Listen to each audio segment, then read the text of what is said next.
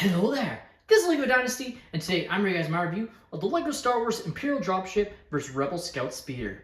It is set number 40755, comes with 383 pieces, and is rated ages 8 and up. Now this set retails in the United States for $39.99 and in Canada for $54.99. Now without further ado, let's kick off this review, starting with the box. Now taking a look at the box, you can see it looks very cool on a desolate landscape. It kind of reminds me of Jeddah. I guess it could be Tatooine, but I don't think it is. It just is kind of cool. Not really sure what planet it is, but it still looks very nice on the box here. You have the 25 years special minifigure, this one being QT KT, which was a featured character in Star Wars The Clone Wars. Now it's not R2 KT, which was sort of a droid that was created to honor the death of a young girl from cancer. So originally that was what the rumored figure was, but they ended up going with this all pink version, which I think looks really cool and is obviously something they would never end up doing unless a character happens to have an all pink droid, which feels very unlikely. So it's a really cool color scheme for sure there. Flipping the set around, you can see these sets landed as the characters battle. You can take off the cannon of the Rebel Scout Speeder to fight against the Empire. You have the one Stormtrooper surrendering, very fun there. This is obviously also kind of like a throwback to some of the original battle packs, which was an Imperial Dropship and then a Rebel Scout Speeder, where they actually had those two sets. Difference is they both had, a 4-figure. In the Rebel Scout Speeder's case, it was just 4 regular Rebel troopers, but in the Imperial Dropship's case, it actually included a really cool Shadow Trooper, which they did not include in this set. And I'll get into that, but I think that is where my one main drawback on this set is the downgrading the amount of figures, especially for the price. Now you are left with 2 manuals during the build, but what I want to point out is the fact that this one does not have a QR code. So what this says to me is that this is just like last year's special Christmas diorama set and will be a limited release. In fact, it wouldn't surprise me if it isn't out very much longer, if it had just an initial, wave and that's it. Because this is exactly like the Christmas diorama set, which did not have a QR code for you to register. Now here we have the extra pieces I was left with following the build. You have a couple of visors, some studs for the stud shooters, and some other, studs and whatnot that you can take a look at our first set of minifigures. We have the Rebel Scout Troopers. So they are all basically the same. The only difference is in the flesh tones and gender of the characters, really. So here we have a female in a more of a brown color tone. So it does have a double-sided face, but the torso print is all the same. One thing that would have been nice in a set like this is if they did give them the dual molded legs to have them with boots. Just would have been a nice level of detail there if they did that. Obviously they didn't. But going through the other ones, you have a slightly younger, or actually no, this is the older gentleman here, as you can see. Looking pretty okay. He's a bit more worried there. But again, as you can tell, the torso is all the same on both sides there. And then same for this character here. This one is a little bit more of a younger character, as you can see, and has him a bit more gruff. Our next set of characters are the Stormtroopers, which are all going to be exactly the same. The difference will be the face print underneath. So here we have a female brown character with no double-sided face print.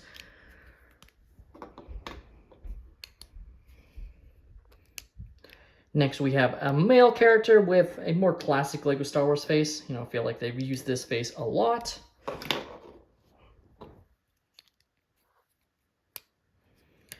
And finally, another female character, this one kind of matching the lighter tan color that we had on the female Rebel Scout Trooper. Again, no double-sided face, but again, all exactly the same with the, Family Guy style Stormtrooper heads that you can't easily turn to orient because they will pop off easily. And finally, barring some last-minute release, we have the final 25 years of LEGO Star Wars character that was released. I'm still missing one, that being the young Princess Leia, but this is the last one that's released and will probably be the one least out, like I said, because I do believe this set is going to be a very limited release. So it is all pink.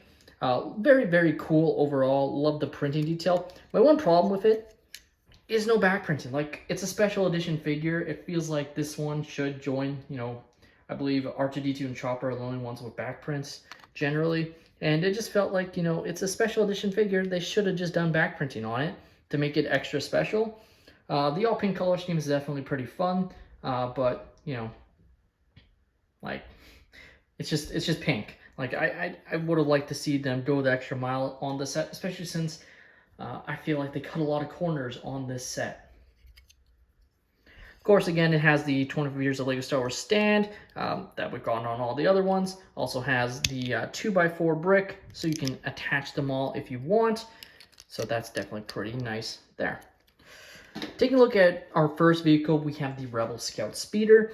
And when I first saw this, I gotta admit, I actually kind of preferred the original from 2007. I just thought it looked a little bit better in my opinion. Like, yeah, it was more simple, but I like the simplicity. But now having it in hand, I actually think I do like this one a little bit more.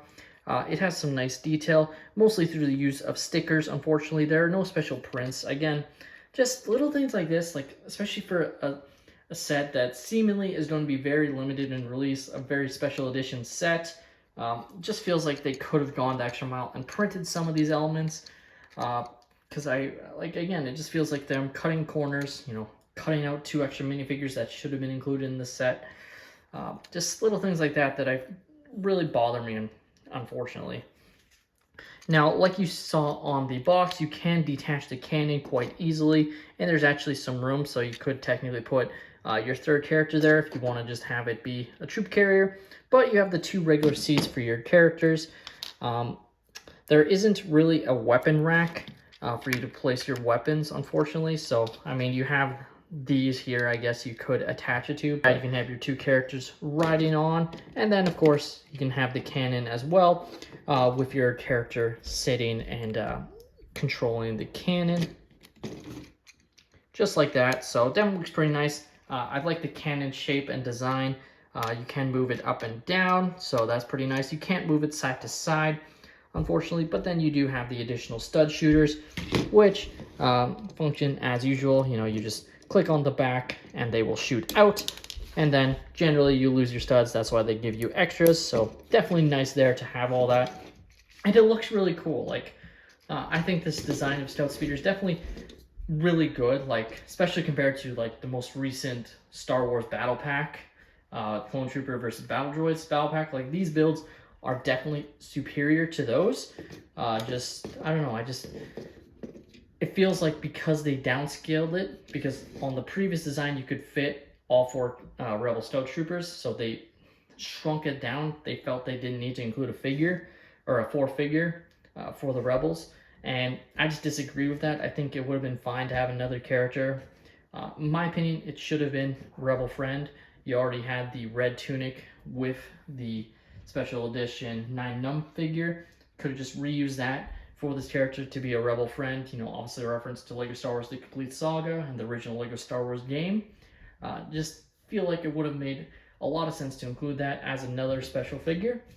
And then, of course, on the other side, including a Shadow Trooper to be the pilot of this vehicle. Just feel like that would have made a ton of sense. But let's get into the Imperial Dropship. Here we have the Imperial Dropship, and it is definitely much smaller than the previous 2 iterations, as there was, of course, the 20 years of LEGO Star Wars set that basically remade this. The original one that was much larger and did include both the extra 20 years of LEGO Star Wars figure along with the Shadow Trooper.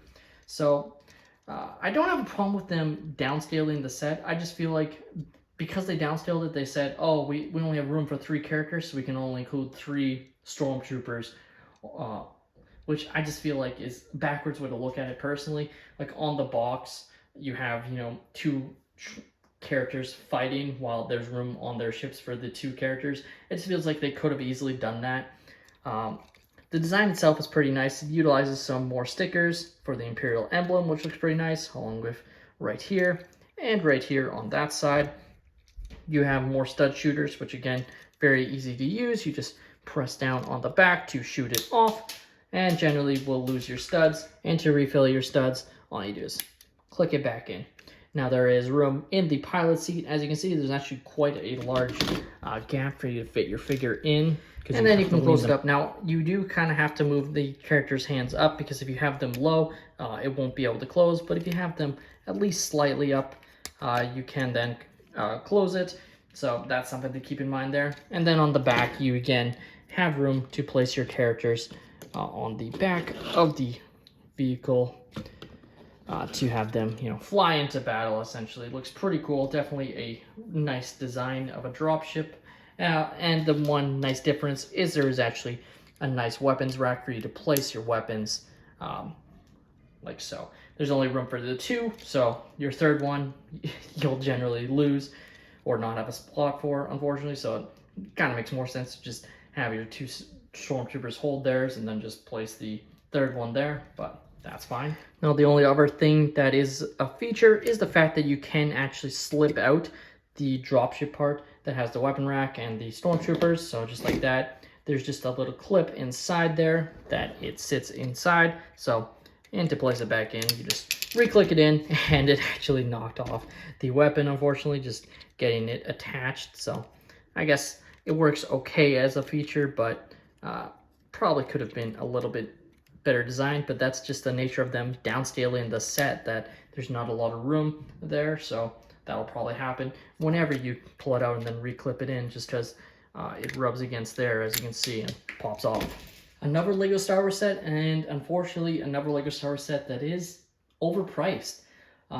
Especially when you factor in, this is basically 2 battle packs together, but you're getting technically at least 1 less figure. Of course, you have the extra anniversary figure. Currently, I think this set is definitely at least $10 overpriced for what it's giving you, unfortunately. But having said that, if you want this set, I recommend picking it up, because while it's not been reported on, I think this set isn't going to last very long. I don't think it's going to have a long shelf life at all. I look back to the LEGO Star Wars Christmas diorama, and while that one lasted into the new year, they definitely weren't refilling it, and was on clearance for a while because not all people wanted it, since it was technically a sequel trilogy set. But once it was gone, it was gone. And this one, I think, is going to be very similar, but I think it's going to sell out much faster than the previous one did, especially since it has the army building capabilities. The only thing is, this set is limited to LEGO and LEGO.com, as far as I'm aware. I don't believe it's sold at any other retailers. So your only sales are going to be if LEGO puts it on sale, which I just doubt they will. Like, the other one just wasn't selling with the Christmas diorama, so that's why that one went on sale. But I have a feeling this one will sell pretty well, but they won't have that need. So your best option will be double points from LEGO in order to get at least some money back, essentially. With that being said, that's all my opinion. Let me know your thoughts on this LEGO Star Wars Imperial Dropship versus Rebel Scout Speeder. Are you guys fans of these sets? Do you think LEGO is skimping out on figures? I mean, it really feels like it's getting worse. LEGO Star Wars has always been bad, but it feels like they really could have had characters. Like, the fact that they have these 2 characters battling it out while there's room on the Scout Speeder and Imperial Dropship for more figures. Just feels like they could have included 2 extra figures there, and I think the set would have been pretty perfect, even at its price point. But the fact that they jimped out on those figures, I just am not a fan of. Please like and subscribe if you have enjoyed, and have a great day, everyone.